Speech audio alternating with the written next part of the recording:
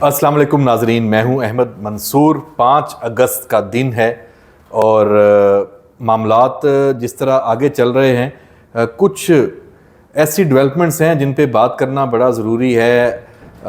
PTI ने आज के दिन जलसे का फ़ैसला किया और चेयरमैन पीटीआई इमरान खान ने, बानी चेयरमैन, और सवाबी का इंतखाब किया। सवाबी किसका है? असद कैसर का है। तो असद कैसर ने उसको समझें कि एक तरह से टास्क दिया गया, वो वहाँ पे जलसा कर रहा है, अच्छा जलसा हो रहा है, आप देख रहे हैं, वो कोई इशू नहीं है, लोग आ जाएंगे, आ रहे हैं। जब आप ये वीलॉग देख रहे होंगे तो सारी सूरत हाल सामने होगी। असद कैसर ने 2 दिन पहले एक बात की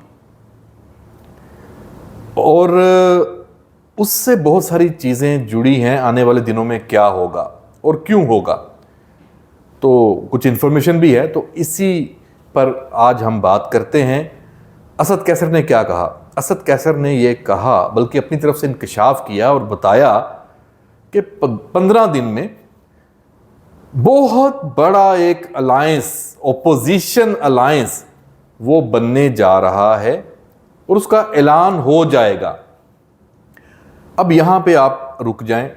एक महमूद खान अचकज़ई साहब, उनकी क़यादत में एक अलायंस की शक्ल सामने थी। फिर तहरीक-ए-इंसाफ और जमीयत उलमा-ए-इस्लाम यानी मौलाना फजलुर रहमान की जो पार्टी है, उसके दरमियान भी बातचीत चल रही थी, क्योंकि तहरीक-ए-इंसाफ अकेली तो अब इसी पोजीशन में नहीं है। ये सोशल मीडिया को छोड़ दें, वहाँ जितना भी वो अपने आप को बता दें कि वो उन्हें कोई परवाह नहीं है, परेशानी नहीं है, परेशानी है। पीटीआई के पास इस वक्त स्ट्रीट पावर नहीं है। उसकी बड़ी वजूहात हैं। वोट बैंक यकीनन है, स्ट्रीट पावर नहीं है, लीडरशिप का फुकदान है, और भी बहुत सारे फैक्टर हैं, हम आगे चल के उस पर बात करते हैं। तो जो असद कैसर ये कह रहे हैं कि 15 दिनों में बहुत बड़ा एक अलायंस, ओपोजिशन अलायंस, वो बनने जा रहा है, तो क्या वाकई बनने जा रहा है या ऐसे ही इन्होंने बस ये बात कर दी कि चलें स्वाबी में जलसा हो रहा है, लोग आ रहे हैं, एक सियासी स्टंट है? तो हमारे पास खबर ये है कि चलें इसको आगे लेके चलते हैं। पीटीआई को ये देखते हैं कि पीटीआई अगर अलायंस बनाती है तो किसके साथ बनाना है।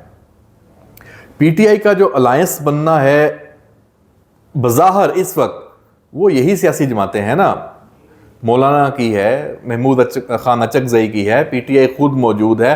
हाँ, किसी हद तक वो एएनपी को साथ मिला ले, कोई बहुत ही बड़ी तब्दीली आ जाए, तो क्या इससे बात बनेगी? नहीं। अब मुस्लिम लीग नून के साथ तो बैठने से रही, उसके साथ तो वो तो खुद हुकूमत में है। तो ये ऐसा दावा इन्होंने किया क्यों है? कहीं तो कोई तो बातचीत चल रही है। किससे अलायंस होने जा रहा है उस पे हम, या एक कोशिश है, या जो बातचीत चल रही है वो कौन सी पार्टी हो सकती है? क्योंकि जो ये है, ये तो मुझे समझ, मेरा आपको यहाँ मैं खबर भी दे दूँ, मेरा एक दोस्त है, आप जानते हैं, शाकर सोलंकी, सीनियर सहाफ़ी है, सिंध टीवी के ब्यूरो चीफ है, और मौलाना फजलुर रहमान के साथ उनका जो ताल्लुक है उसको दुनिया जानती है। उनके प्रोग्राम में राजधानी टाइम सिंध टीवी पे आता है, उसमें वो मौलाना फजलुर रहमान को जब उनका दिल करता है, कोई अहम इशू होता है, तो उनके प्रोग्राम में मौलाना फजलुर रहमान आते हैं। अहमद मीर के प्रोग्राम में शायद इतनी दफ़ा नहीं जाते। तो इसका मतलब है कि उसके पास जो खबर है शाकर सोलंकी के पास, वो बड़ी अहम है, बड़ी ख़ास है। क्या खबर है? उन्होंने क्या दी? उन्होंने बताया, उन्होंने कहा मौलाना पीटीआई के साथ नहीं जाने वाले।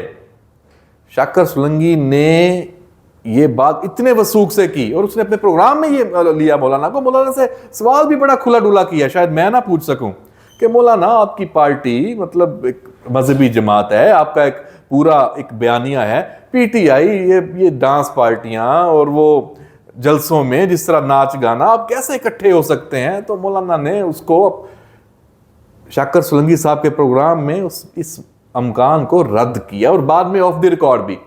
तो शाकर सोलंकी साहब की जो मालूमात हैं, मैं समझता हूं कि इससे आगे कुछ नहीं है।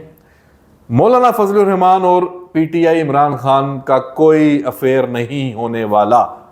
तो असद कैसर ने जो ये दावा कर दिया है कि 15 दिन के बाद एक बड़ा ऑपोजिशन अलाउंस या 15 दिन के अंदर बनने जा रहा है, तो फिर कौन हो सकता है? अच्छा, मौलाना फजल जो महमूद खान अचकजई की बात है, उसको इमरान खान ने बड़ा उसकी इंसल्ट की एक तरह से कि मुज़ाकरात में उनका कोई रोल नहीं है, और सारा वो आपने सुना होगा सारा।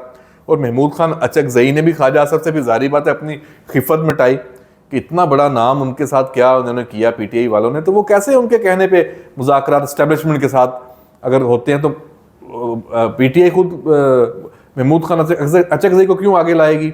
ये ऑप्शन भी खत्म है इस ओपोजिशन अलायंस में। फिर क्या हो सकता है ऐसा इतना बड़ा दावा असद कैसर का? तो मैं ये समझता हूं कि असद कैसर ने यह दाव खेला है पीपल्स पार्टी के ऊपर, और असद कैसर से यह दाव खिलवाया गया है। कोशिशें पीटीआई की इस वक्त चल रही हैं, उसमें पीपल्स पार्टी के भी कुछ लोग हो सकते हैं, और उसमें जैसे आपने देखा कि नैयर बुखारी ने भी ये बयान दिया कि अगर हुकूमत या शहबाज हुकूमत इनको कोई प्रॉब्लम है तो वो इस्तीफ़ा देते हैं तो दे दे नए इलेक्शन। अब उन्होंने ये बयान, अब बच्चे तो नहीं है, सबको पता कि इस माहौल में नए इलेक्शन होते हैं तो नून लीग तो बड़ी प्रॉब्लम में होगी इतनी आसानी से हुकूमत में। तो ये समझे उन्होंने एक तरह से तंज किया कि अगर आपको जो मौजूदा इंतजामात कबूल नहीं है, कोई इशू है नहीं है, आप अगर खुल के नहीं चलना चाहते, पीपल्स पार्टी को साथ लेके नहीं चलना चाहते, नए इलेक्शन में आ जाएं, तो ये बात नैयर बुखारी ऐसे नहीं कर सकते। इसका मतलब ये है कि पीपल्स पार्टी में भी कुछ ऐसे अनासर मौजूद हैं, आप उनको बेसब्रा कह लें या उनको, लेकिन सियासी पार्टियां आती ही इक़्तिदार के लिए हैं। मौजूदा सूरत हाल में नून लीग के साथ बैठ के पीपल्स पार्टी को कोई फ़ायदा नहीं हो रहा, ना उनके काम हो रहे हैं, ना वो वजारतों में हैं। उनके ऊपर बोझ इस हुकूमत का है कि वो हुकूमत के साथ हैं, लेकिन हुकूमत के मज़े उनके पास नहीं है, हुकूमत का जो इख्तियार उनके पास नहीं है, उनके लोगों के काम नहीं हो रहे। वो कहाँ से इख्तियार उनको मिल सकता है? वफाक की हुकूमत कहाँ से मिल सकती है?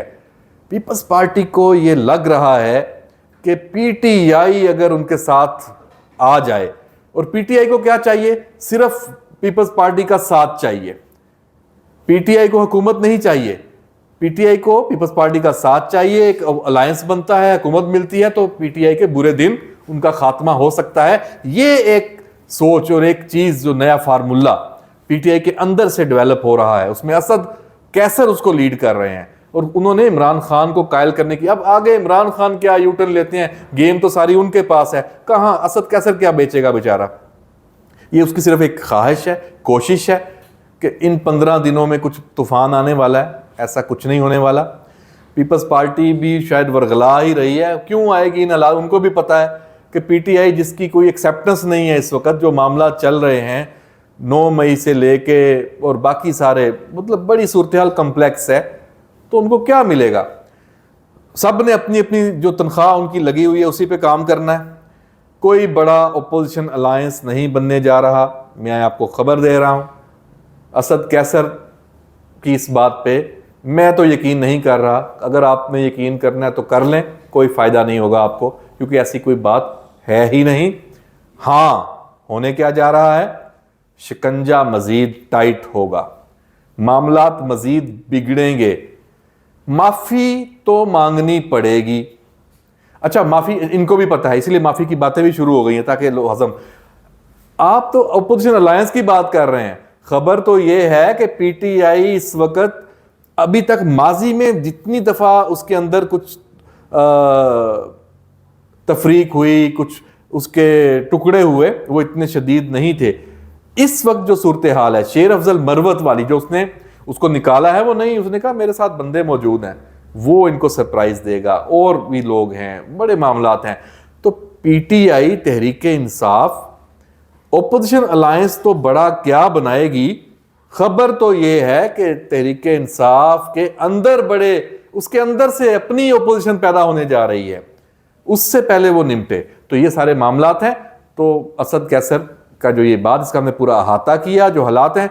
ये जो दिन ये शुरू हुआ है 5 अगस्त का, ये सोमवार का दिन है, ये वाला हफ्ता बड़ा ही अहम है। जब आप मेरा ये वीलॉग देख रहे होंगे तो उस वक्त एक बड़ी प्रेस कॉन्फ्रेंस भी हो चुकी होगी। फिर हम अगली बात उस पे करेंगे कि वो क्यों हुई है, उसमें क्या चीज़ें हैं और मामलात कहाँ जा रहे हैं।